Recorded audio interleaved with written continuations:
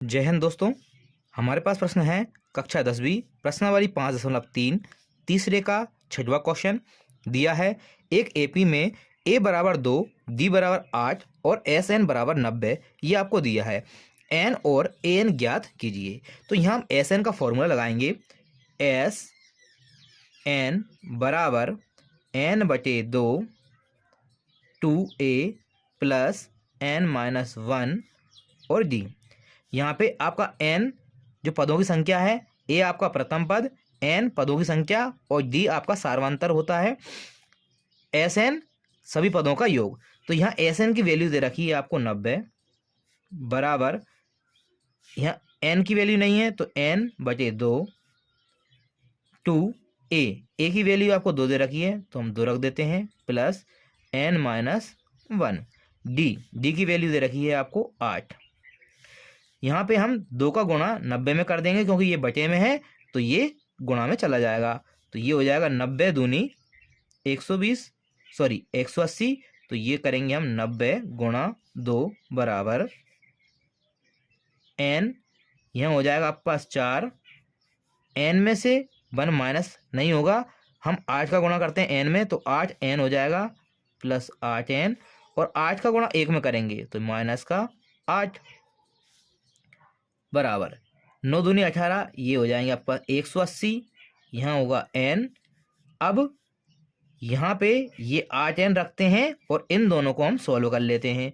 तो बड़ी संख्या के पास माइनस है तो माइनस आएगा, और एक प्लस का है और एक माइनस का है तो जब भी अलग अलग साइन हो तो माइनस होते हैं। 8 में से हम 4 माइनस कर देंगे तो आपके पास मिलेंगे 4 बराबर, यहाँ पे हम n का गुणा कर देते हैं तो ये आपको हो जाएगा 8n स्क्वायर माइनस n का गुणा 4 में होगा तो ये हो जाएगा 4n, और 180 को हम दूसरी तरफ ले जाएंगे तो ये हो जाएगा माइनस 180, प्लस का था यहाँ बचेगा आपके पास 0। हम अगर इसमें 4 से भाग दे दें तो 4 से इसमें भाग जाएगा कि नहीं जाएगा, देखते हैं। 4 चौके 16, 2 बचेगा 20, तो इसमें भी 4 से चला जाएगा, इसमें भी 4 से चला जाएगा, इसमें भी 4 से चला जाएगा। तो हम जो दोनों पक्ष हैं उसमें 4 से भाग देंगे। जब इसमें 0 में 4 से भाग देंगे तो ये आपको मिलेगा 0, और जब 8 में 4 से भाग देंगे तो ये मिलेगा आपको 2n स्क्वायर। 4 में 4 से भाग दिया तो 1 आ जाएगा, माइनस का n बचेगा, और 4 से जब इसमें भाग देंगे तो 4 चौके 16, 2 बचे 20 हो गए, 4 पंजे 20 बराबर 0। अब जो है यहाँ हमको n की वैल्यू निकालना है तो यहाँ पे हम n बराबर 1 रख के देखते हैं। तो 1 का स्क्वायर हो जाएगा 1, तो 2 एकम 2, यहाँ 1 रखेंगे तो ये माइनस का 1, 2 में से 1 गए तो 1 बचे, और 45 में से 1 जब माइनस होंगे तो आपके पास बचेंगे 44। इसी प्रकार हम 2 रख के देखेंगे, 3 रख के देखेंगे, 4 रख के देखेंगे, 5 रख के देखते हैं।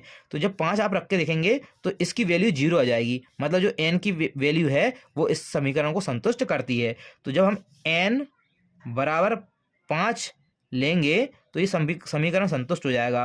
कैसे? ये हो जाएगा 2 गुणा 5 का स्क्वायर, ये हो जाएगा 25 माइनस n की जगह 5 माइनस 45 बराबर 0। यहाँ पे हम देखते हैं 25 दूनी ये हो जाएंगे 50, और माइनस 5 और माइनस 45 दोनों माइनस माइनस के हैं, जुड़ जाएंगे। 45 और 5 ये हो जाएंगे माइनस के 50, क्योंकि बड़ी संख्या के पास हमारे पास माइनस है, आपस में कैंसिल हो जाएंगे। तो यहाँ भी 0 आ जाएगा, यहाँ भी 0 आ जाएगा। तो हम ये कह सकते हैं कि n बराबर कितना आ जाएगा 5। तो हमारे पास n की वैल्यू निकल के आ गई 5।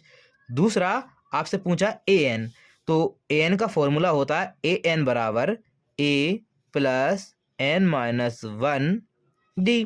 यहाँ an जो आपको दे रखा है उसकी वैल्यू निकालना है।